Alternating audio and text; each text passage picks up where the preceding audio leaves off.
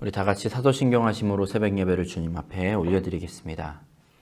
전능하사 천지를 만드신 하나님 아버지를 내가 믿사오며 그 외아들 우리 주 예수 그리스도를 믿사오니 이는 성령으로 잉태하사 동정녀 마리아에게서 나시고 본디오 빌라도에게 고난을 받으사 십자가에 못 박혀 죽으시고 장사한 지 사흘 만에 죽은 자 가운데서 다시 살아나시며 하늘에 오르사 전능하신 하나님 우편에 앉아 계시다가 저리로서 산자와 죽은 자를 심판하러 오시리라.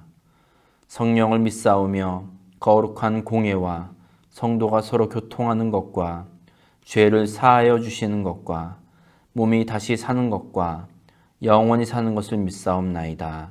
아멘. 우리 찬송가 516장 함께 찬양하겠습니다. 찬송가 516장 찬양합니다.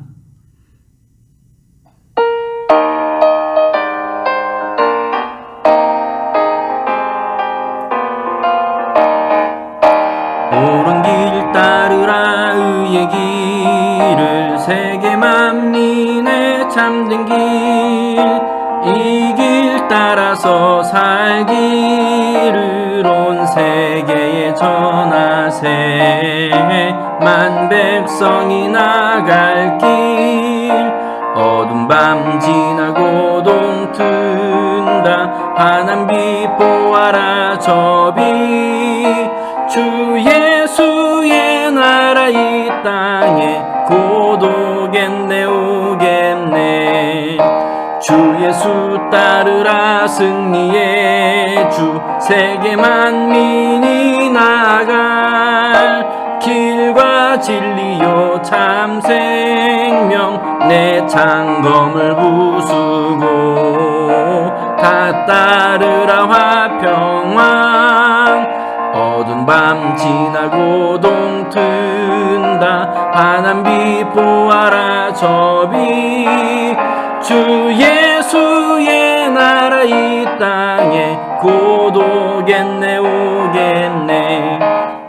놀라운 이 소식 알리어라 세계 만민을 구하려 내 주 예수를 보내신 참 사랑의 하나님. 만 백성이 따를 길 어두운 밤 지나고 동튼다. 환한 빛 보아라 저 빛 주 예수의 나라 이 땅에 고독겠네 오겠네. 고난 길 헤치고 찾아온 길 많은 백성을 구한 길 모두 나와서 믿으면 온 세상이 마침내 이 진리에 살겠네. 어두운 밤 지나고 동튼다. 환한 빛 보아라 저 빛 주 예수의 나라 이 땅에 고독겠네 오겠네. 아멘. 6월 24일 오늘 우리에게 주신 하나님의 말씀은 데살로니가 후서 3장 1절에서 18절까지의 말씀입니다. 데살로니가 후서 3장 1절에서 18절까지의 말씀. 우리 앞에 말씀 화면 보시고 함께 읽겠습니다. 시작. 끝으로 형제들아 너희는 우리를 위하여 기도하기를 주의 말씀이 너희 가운데서와 같이 퍼져나가 영광스럽게 되고 또한 우리를 부당하고 악한 사람들에게서 건지시옵소서 하라. 믿음은 모든 사람의 것이 아니니라. 주는 미쁘사 너희를 굳건하게 하시고 악한 자에게서 지키시리라.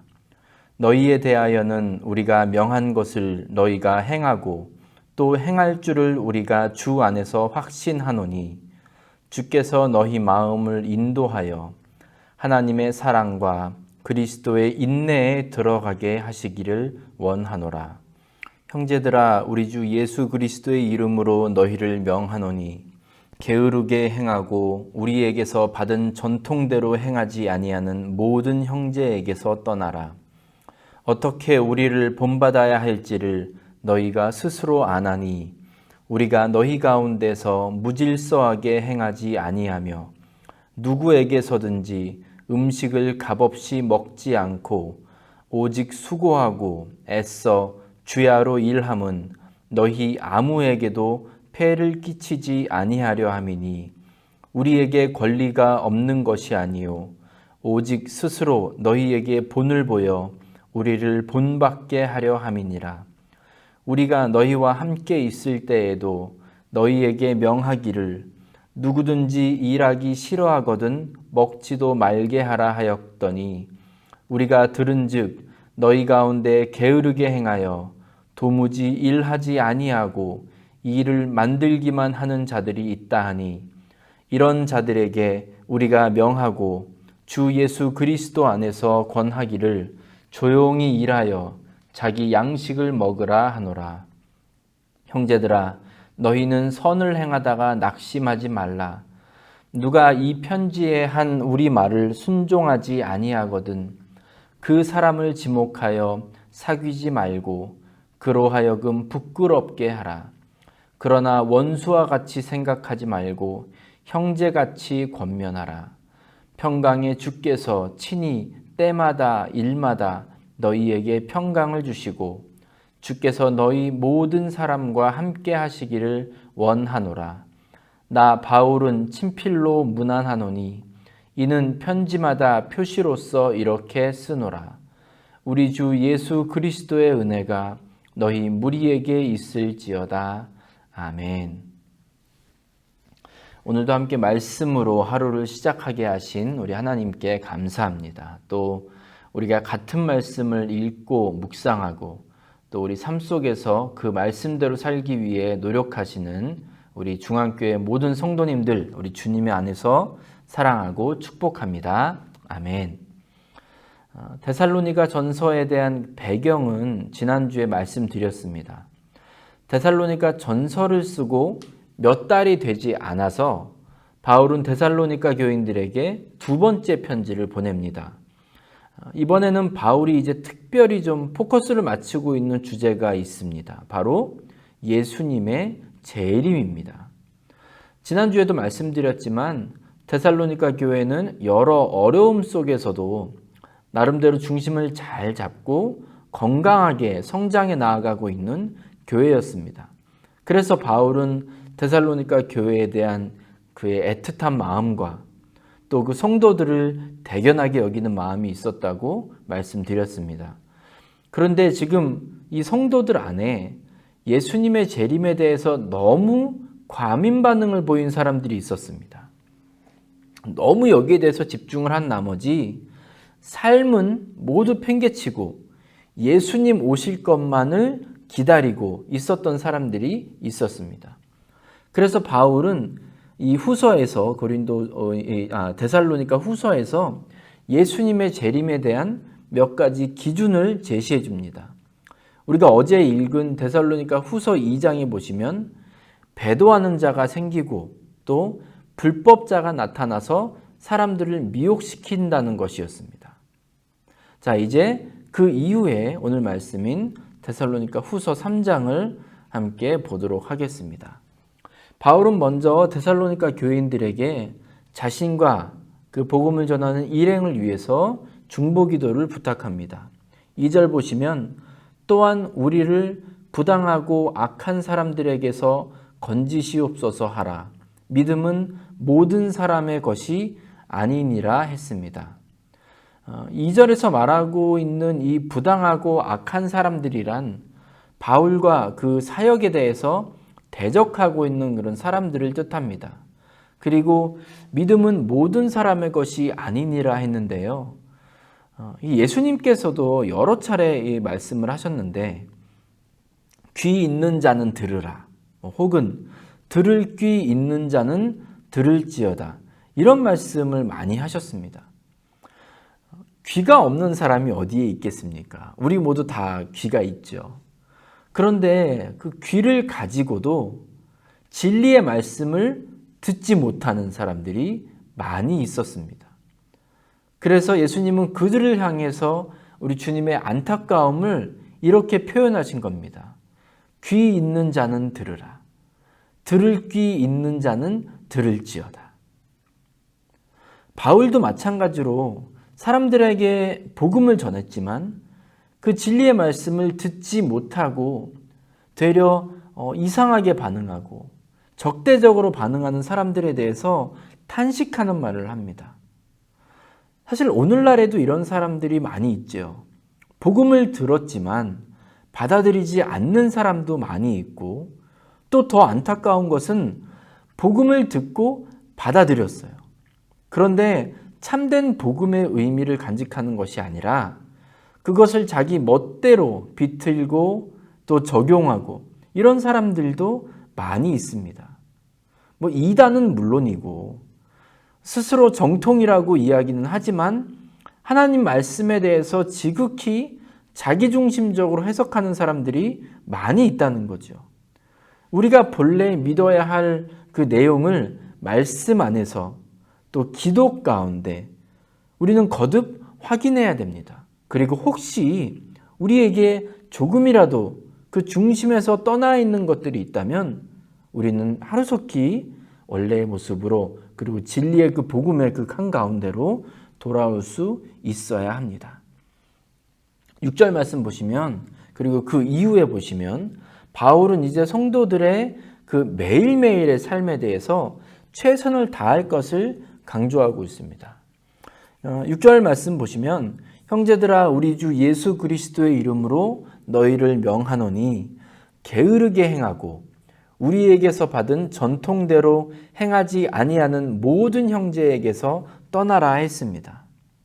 제가 앞에서도 잠깐 말씀드렸지만 데살로니가 교회의 일부 성도들이 곧 주님이 재림하신다는 것을 굳게 믿었습니다. 이제 금방 오신다는 거예요. 근데 믿는 것까지는 좋았어요. 근데 이 때문에 매일매일의 삶에 대해서는 전혀 이제 소중하게 여기지 않은 거죠. 당장 예수님이 오시는데 가정, 일, 일상생활 이런 것들은 아무 필요가 없는 것으로 여겼습니다. 이게 건강한 기독교와 이단 또는 문제가 있는 교회들 이 사이에 큰 차이점인데요. 건강한 교회 그리고 교리를 보면 거의 공통적으로 일상생활의 중요함에 대해서 가르칩니다. 또 이 세상을 살아가면서 윤리, 도덕, 법 이런 것들에 대해서 준수하고 실천해서 이 사회에 대해서 우리는 책임감이 있다 이렇게 강조합니다. 물론 이것은 세상에 잘 보이자 이런 취지에서 이야기하는 것은 아닙니다. 예수님을 믿는 우리의 삶이 자연스럽게 우리 주변에 주님의 사랑과 덕을 나누게 되는 것이고, 그런 우리의 삶을 통해서 복음이 또한 자연스럽게 우리 주변 사람들에게 흘러가는, 이것이 바로 우리가 선을 행하는 원동력이 되는 것이죠. 그런데 이단에서는, 그리고 정통이라 할지라도 이제 좀 이 담임 목사라든지 이제 그런 사람들에게 필요 이상으로 권력이 집중되고 그들의 말을 거의 정말 2단, 3단과 같이 그렇게 집중하는 그런 무리들을 이렇게 보면 자신들이 전하는 내용만 중요하다고 생각합니다. 그러니까 중요하다고 말합니다. 그것만을 신경 써야 하고 그 외의 것들, 이 세상의 많은 것들, 이런 것들은 가볍게 봐도 되고 무시해도 된다고 이야기합니다. 포기해도 된다고 이야기해요. 그렇기 때문에 신천지라든지 JMS라든지 이런 우리 사회를 떠들썩하게 만드는 그런 이단들을 보시면 다 이런 식입니다. 교주의 말만 들으면 되고 교주의 그 가르치는 내용대로만 살면 되는 겁니다. 가정이 깨지든 개인의 삶이 망가지든 아무 문제가 없습니다. 오직 교주의 말에만 맹목적으로 충성하기를 바라는 거죠.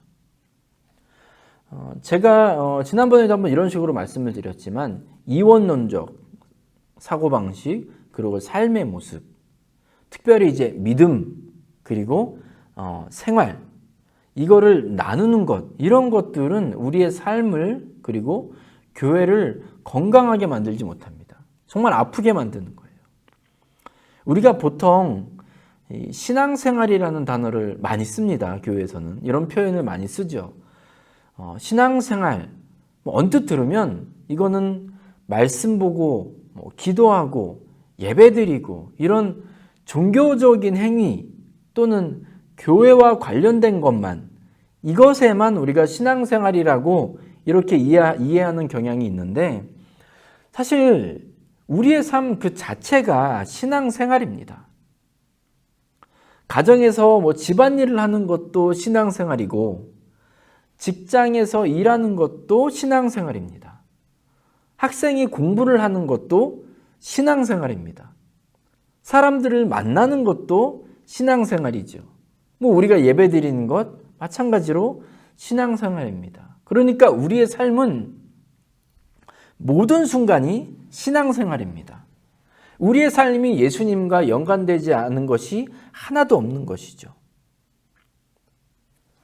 그래서 만약 기도는 열심히 하고 말씀은 많이 보는데 사람들 사이에만 가면 문제를 일으키고 싸움꾼이고, 이런 사람은 그 신앙생활은 반쪽인 거죠.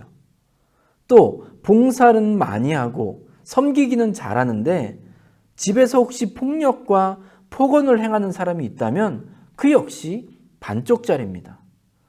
바울이 이런 사람들에 대해서 7절 말씀에서 무질서하게 행하는 사람이라고 부르고 있습니다. 그런데 이 무질서하게 행하는 사람들은 자기들은 거룩하고 영적인 일에 집중하고 있으니 자기들의 생활까지 책임지라고 지금 이 데살로니가 교회에서 이렇게 다른 성도들에게 요구했던 모양입니다. 그리고 신실한 성도들은 아마 이런 요구에 대해서 상당히 당황해서 어쩔 줄 모르는 그런 상황이었던 것으로 보입니다. 정말 속된 말로 별꼴이 반쪽이죠. 지금 누가 누구한테 이런 지금 뻔뻔한 요구를 합니까? 그런데도 바울은 이렇게 반쪽짜리 신앙생활로 교회를 어지럽히고 무질서하게 행하는 이 사람들에 대해서도 이 데살로니가 성도들에게 그들에게 여전히 선을 행하라고 권면하고 있습니다.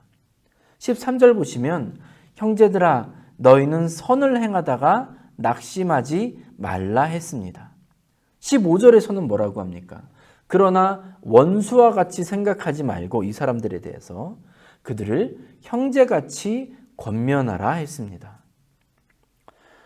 바울은 이렇게 참 문제 일으키는 이런 사람들에 대해서도 끝까지 선을 행하라고 말합니다. 물론 이제 그들이 분명히 깨달아야 한다, 그들을 깨닫게 해주어야 함에 대해서도 이야기를 하고 있지만 바울이 더 강조하고 있는 부분은 그 가운데에서도 여러분은 선을 행해야 됩니다.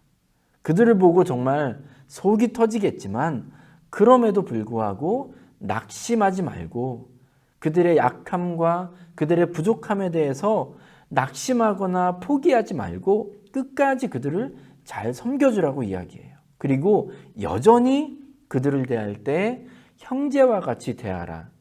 사실 이 바울의 부탁은 정말 쉬운 게 아니지요. 우리는 이 바울의 이런 권면을 통해서 예수를 제대로 믿는다는 것이 어떠한 것인지 한번 생각해 볼 수 있었으면 좋겠습니다. 믿음의 공동체는 절대적으로 희생과 헌신, 겸손과 섬김이 그 기초가 됩니다. 우리가 예수님의 희생과 헌신을 통해서 영생을 누리고 또 구원을 얻는 그런 특권을 우리가 누리지 않았습니까? 이렇게 여러 사람들이 모이다 보면 분명히 질서를 흔드는 사람이 생길 수도 있고 또 이기적이고 독단적인 사람이 있습니다. 그런데 오늘 바울의 말씀과 같이 권면과 같이 그때에도 우리는 자발적인 희생, 헌신, 또 겸손, 섬김으로 우리 교회를 더욱 건강하고 더욱 주님 닮게 만들어야 할 줄로 믿습니다. 이런 일들이 앞으로 우리 교회에 찾아오겠죠. 이렇게 이기적이고 또 게으르고 또 교회를 무질서하게 만드는 사람이 분명히 있을 겁니다. 이때 우리는 이 바울의 권면을 기억해야 합니다. 그리고 예수님께서 우리에게 보여주셨던 그 사랑과 온유함과 섬김에 대해서도 늘 우리의 신앙생활 가운데 우리 교회 안에 이것들이 자리 잡게 만들어야 합니다. 그래서 이러한 따뜻한 섬김과 위로와 또 이렇게 아름다운 이 희생의 모습을 통해서 그들이 깨닫게 되고 그들의 부끄러움을 알게 되어서 주님께로 다시 돌아올 수 있게 만드는 그런 정말 주님 닮은 우리 산호세 중앙교회 성도님들 다 될 수 있기를 주님의 이름으로 축복합니다. 아멘. 기도하겠습니다.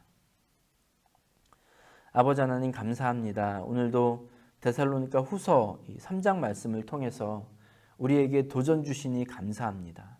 주님, 우리의 믿음이 주님 안에서 바른 것인지 늘 점검하는 저희들이 다 되게 하여 주시옵소서.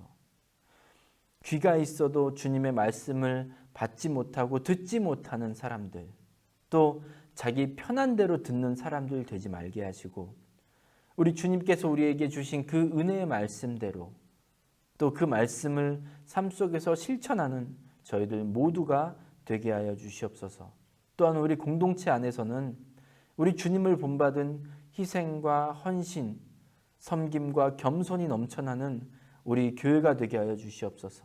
그래서 우리 교회 안에서는 오직 주님만 높아지시고 오직 우리 주님만이 주인 되셔서 우리를 다스리시고 인도하시는 그런 주님께서 보시기에 기쁜 우리 산호세 중앙교회가 될 수 있도록 아버지 오늘도 인도하여 주시기를 간절히 바라고 원하오며 예수님의 이름으로 감사하며 기도드렸습니다. 아멘. 찬송가 70장 함께 찬양하겠습니다. 찬송가 70장 피난처 있으니 함께 찬양합니다.